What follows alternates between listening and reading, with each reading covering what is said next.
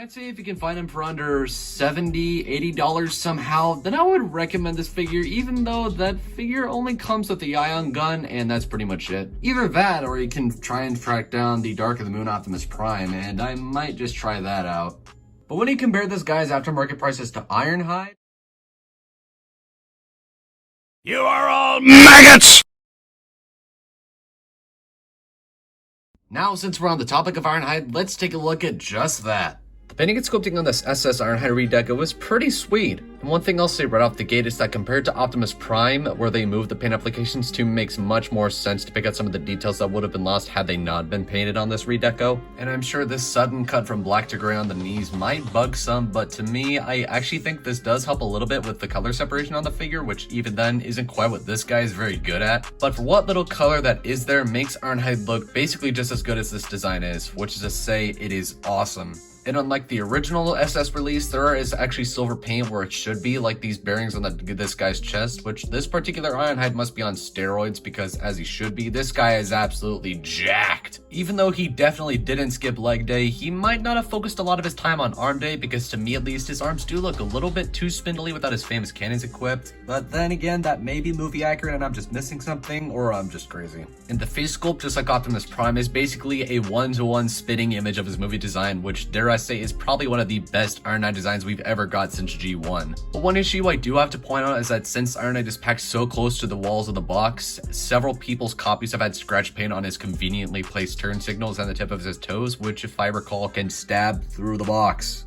I'll just go ahead and say that the bumper doesn't really bother me a lot, even though I know it does bother some people and I can totally understand that. But even with the DNA kit, I feel like it moves the sides of the bumpers to the wrong place since there are parts in his CGI model that go over the wheels in his midsection. Despite all that, Articulation here looks as grit as his movie design ever does, which is to say he looks like a badass.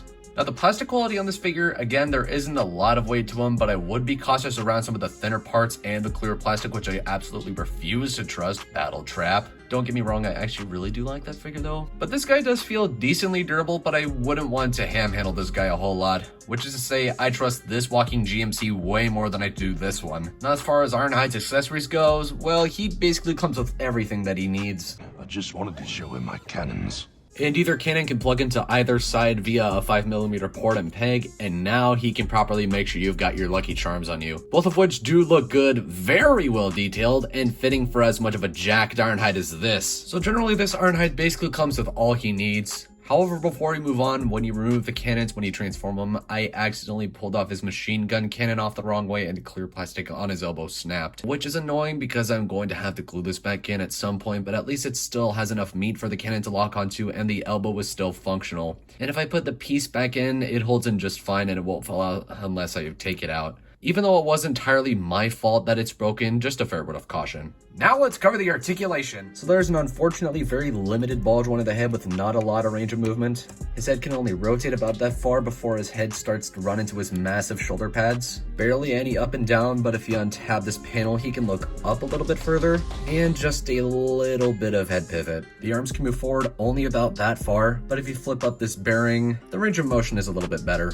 The arms can move back about that far, the arms can move out about that far. He does have a butterfly joint if you want to use it. Elbow swivel, bend at the elbow, wrist swivel. No waist articulation due to the nature of his transformation. The legs can move forward about that far, which mine has a tendency to move both legs forward at once. I have no idea why that's happening. The legs can move back about that far before the kibble gets in the way. Splits, mid-thigh swivel, bend at the knee, which is way better than I can say for the NPM Ironhide. Up and down at the feet due to the transformation, and unfortunately, that's it. However, do take note of this. If you plop Ironhide on a flat surface and he wobbles a little, then double check to see if the wheels on the bottom of his feet are tabbed in all the way and the angle that his feet are at, because that's what I found that causes the wobbling. I'm not sure if that toy guy realized that, so I just thought I'd point that out. Articulation on Ironhide for being a later wave in year 1 of Studio Series isn't awful, but it isn't quite up to the modern standards of articulation without a waist swivel, an ankle tilt, and lacking head articulation. It's a bit difficult to look past. But generally, for being as dynamic of a character as this guy is, I feel like adding a couple more joints of articulation and improving the head articulation would have benefited him. Thank God for DNA design and byway, I guess. Now it's transformation time!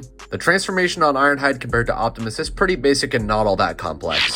2007 GMC Topkick C4500 pickup truck mode is very nice. This certainly has to be one of my top favorite alt modes for any Transformer ever.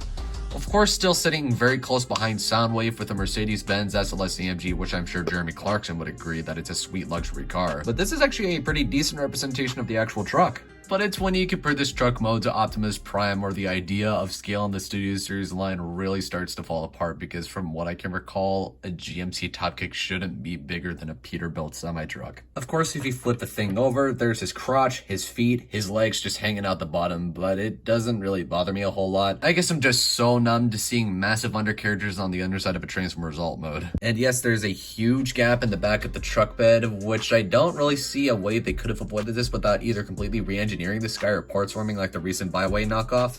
Generally speaking here, the truck mode is definitely flawed, but a good enough representation of the real truck, and of course with that much ground clearance, it rolls flawlessly. And now let's get Ironhide back into robot mode and move on to the size comparisons, which Ironhide might be a tad too big, but I feel it's more Optimus just being too much of a midget compared to him. Here's Studio Series Ironhide compared next to the Figma Kyoko Sakura and Saika Miki, Figma Saber 2.0, Studio Series Dark of the Moon Shockwave, SH Monster Arts Bio Goji, NPM Barricade, New Age Mista, my last review the Figma Hamura, Studio Series Battle Trap, this backstabbing maggot, SS86 Ironhide, just because Studio Series Rhinox, and Studio Series Optimus Prime.